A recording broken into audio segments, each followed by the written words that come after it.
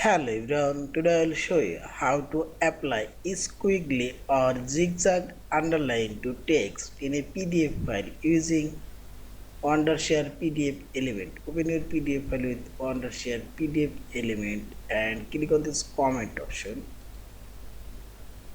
and click on this down arrow, and here you will find this squiggly underline option. Click here and drag your mouse cursor and select your text. As this is squiggly underline now added, and this right side where properties option, here you can increase decrease this squiggly underline point. Also you can change here color and see this. Again click on this squiggly underline, drag in here and change and see this. Yeah, this is in this way you can add squiggly underline to your PDF file. Yeah, and finally select this file option, save or save as your PDF file.